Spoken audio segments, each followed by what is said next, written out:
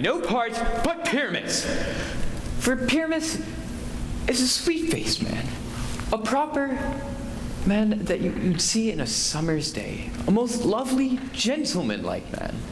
That is why you must needs play no part but Pyramus. Well, I will undertake it.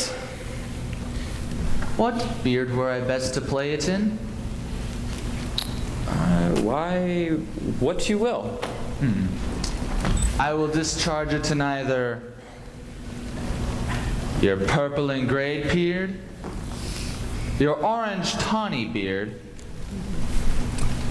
your straw-colored beard, or your French crown-colored beard, your perfect yellow. Some of your French crowns have no hair at all, and then you shall play it barefaced. But masters, here are your parts.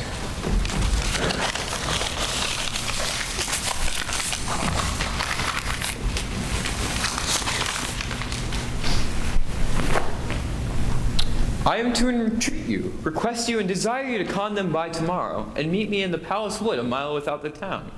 For if we meet in the city, we shall be dogged with company, and our devices known. In the meantime, I shall write a bill such as our play wants. I pray you, fail me not. And there, we may rehearse most obscenely and courageously. Take pains, be perfect, adieu. At the Duke's Oak, we meet. Enough! Hold, or cut bowstrings.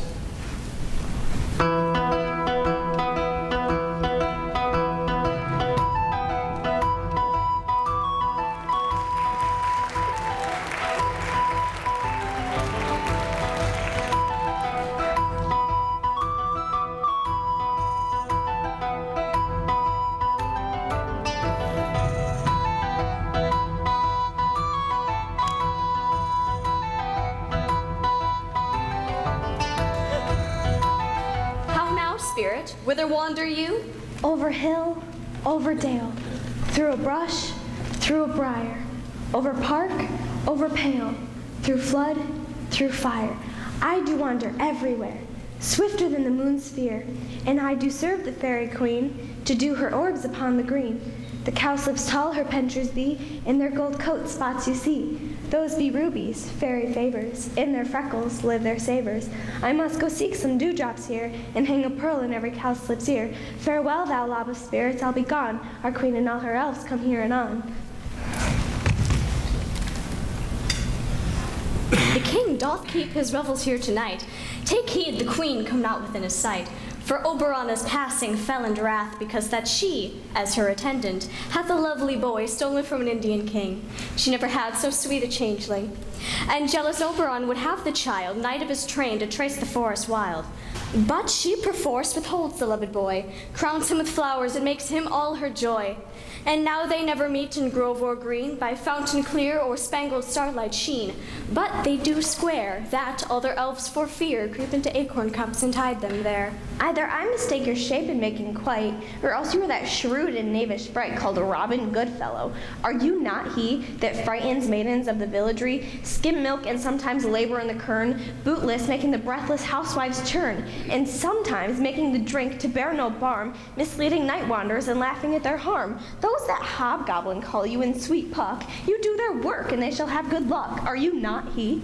Thou speak'st aright. I am that merry wanderer of the night. I jest to Oberon and make him smile, when I a fat and bean-fed horse beguile, neighing in likeness of a filly foal. And sometime lurk I in a gossip's bowl, in very likeness of a roasted crab, and when she drinks against her lips I bob, and down her withered dewlap pour the ale. The wisest aunt telling the saddest tale, sometime for 3-foot stool mistaketh me. Slip I from her bum, down topples she, and Taylor cries and falls into a cough. And the whole choir hold their hips and laugh, and wax in their mirth and knees, and swear a merrier hour was never wasted there. But room fairy, here comes Oberon. And here my mistress, for that he were gone.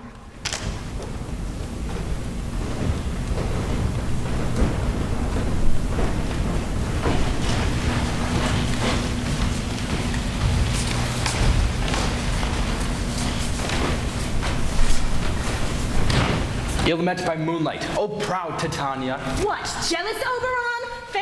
hence, I have forsworn his bed and company. Tarry, rash wanton. Am not I thy lord? Then I must be thy lady. But I know when thou hast stolen away from fairyland, and in the shape of Corin sat all day, playing on pipes of corn and versing love to amorous Phillida. Why art thou here come from the farthest step of India, but that, forsooth, the bouncing Amazon, your buskin mistress and your warrior love, to Theseus must be wedded, and you come to give their bed joy and prosperity. How canst thou thus for shame, Titania, knowing I know thy love to Theseus? Glance at my credit with Hippolyta. Didst thou not lead him to the glimmering night from Periguna, whom he ravished, and make him with fair Eagles break his faith with Ariadne and Antiopa? These are the forgeries of jealousy, and never, since midsummer spring, met we in hill, in dale, forest, or mead, by paved fountain, or by rushy brook, or in the beaten margin of the sea, to dance our ringlets to the whistling wind. But with thy brawls thou hast disturbed our sport. Therefore the winds, piping to us in vain, as in revenge, have sucked up from the sea contagious fogs, which falling in the land have every pelting river made so proud that they have overborne their continents. The ox is therefore stretched his yoke in vain, the ploughman lost his sweat, and the green corn is rotted ere his youth attained a beard. The fold stands empty in the drowned field, and crows are fattened with the murrian flock. The 9 months of Morris is filled with mud, and the quaint mazes of the wanton green, for lack of tread, are undistinguishable. The human mortals want their winter here, no night is now with him our carol blessed. Therefore the moon, governess of floods, pale in her anger, washes all the air that rheumatic diseases do abound. And through this distemperature we see the seasons alter. Hoary-headed frosts fall on the fresh lap of the crimson rose, and at all times thin and icy crown, an odorous chaplet of sweet summer buds, is as in mockery set. The spring, the summer, childing autumn, angry winter, change their wanton liveries, and the mazed world by their increase now knows not which is which. And this same progeny of evils comes from our debate, from our dissension. We are their parents and original. Do you amend it then? It lies in you. Why should Titania cross her Oberon? I do but beg a little changeling boy to be my henchman. Set your heart at rest. The fairyland buys not the child of me. His mother was a votaress of my order. And in the spiced Indian air by night, full often has she gossiped by my side and sat with me. On Neptune's yellow sands, marking the embarked traders on the flood, when we have laughed to see the sails conceive and grow big-bellied with the wanton wind, which she with pretty and with swimming gait following, her womb then rich with my young squire, would imitate, and sail upon the land to fetch me trifles and return again as from voyage rich with merchandise. But she being mortal of that boy did die, and for her sake do I rear up the boy, and for her sake I will not part with him. How long within this wood intend you stay? Perchance till after Theseus' wedding day. If you will see our moonlight revels and patiently dance in our round, go with us. If not, shun me, and I will spare your haunts. Give me that boy, and I will go with thee. Not for thy fairy kingdom. Fairies away, we shall try downright if I longer stay. Oh, go thy way. Thou shalt not from this girl till I torment thee for this injury!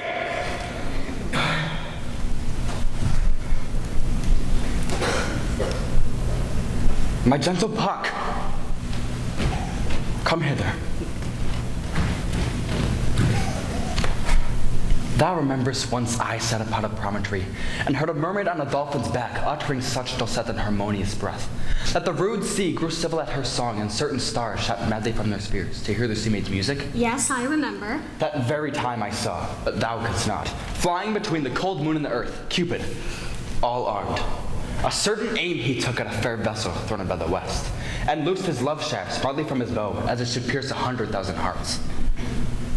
But I might see Cupid's fiery shaft quench in the chaste beams of the watery moon, and the imperial votaress pass it on, in maiden meditation, fancy-free.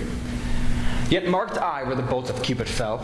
It fell upon a little western flower, before milk white, now purple with love's wound, and maidens call it love and idleness.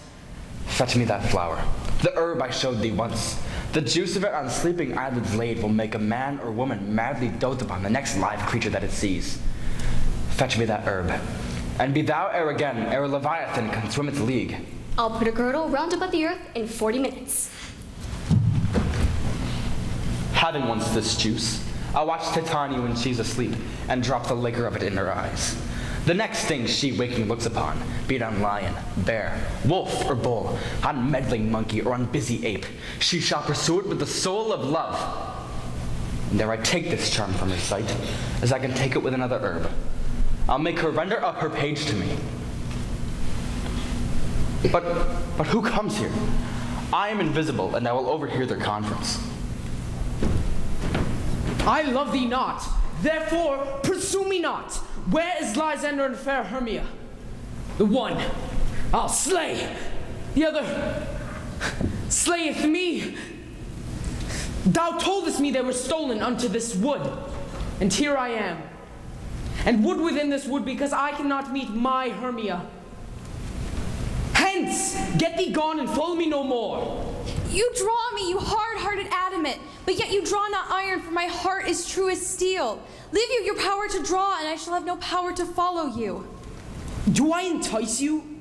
Do I speak you fair? Or rather, do I not, in the plainest truth, tell you that I do not, nor I cannot, love you? And even for that, do I love you the more? I am your spaniel, and Demetrius, the more you beat me, I will fawn on you. Use me, but as your spaniel. Spurn me, strike me, neglect me, lose me. Only give me leave, unworthy as I am, to follow you. What worser place can I beg in your love, and yet a place of high respect with me, than to be used as you use your dog? Tempt not too much the hatred of my spirit, for I am sick when I look unto thee. I am sick when I look not on you. You do impeach your modesty too much. To leave the city and commit yourself into the hands of one that loves you not. To trust the opportunity of night in the ill counsel of a desert place. With the rich worth of your virginity? Your virtue is my privilege. Therefore, I think it is not night when I do see your face. Nor doth this wood lack worlds of company, for you and my respect are all the world. Then how can it be said that I am alone when all the world is here to look on me? I'll run from thee, and hide me in the brakes, and leave thee to mercy of wild beasts. The wildest hath not such a heart as you. Run when you will, the story shall be changed. Apollo flies, and Daphne holds the chase. The dove pursues the griffin. The mild hind makes speed to catch the tiger. Bootless speed, when cowardice pursues and valor flies. I will not stay thy questions. Let me go. Or if thou follow me, do not believe, but I shall do thee mischief in the wood. Aye, in the temple, in the town, the field, you do me mischief. Fie, Demetrius, your wrongs do set a scandal on my sex. We cannot fight for love as men may do. We should be wooed, and we're not made to woo. I'll follow thee and make a heaven of hell to die upon the hand I love so well. Ah, fare thee well, nymph. Ere he do leave this grove, thou shalt fly him, and he shall seek thy love. Welcome, wanderer. Hast thou the flower there? Aye, there it is. I pray thee, give it to me. I know a bank where the wild thyme blows, where oxlips and nodding violet grows, quite over-canopied with luscious woodbine, with sweet musk roses under the eglantine. There sleeps Titania sometime of the night, lulled in flowers with dances and delight. And there the snake throws her enameled skin, weed wide enough to wrap a fairy in. And with the juice of this, I'll shake her eyes, and make her full of hateful fantasies. Take thou some of it, seek through the grove. A sweet Athenian lady is in love with a disdainful youth. Anoint his eyes. But do it when the next thing he espies be thy lady. You should know the man by the Athenian garment he hath on. Affect it with some care, that he may prove more fond of her than she upon her love. And look thou meet me ere the first cock crow. Fear not, my lord, your servant shall do so.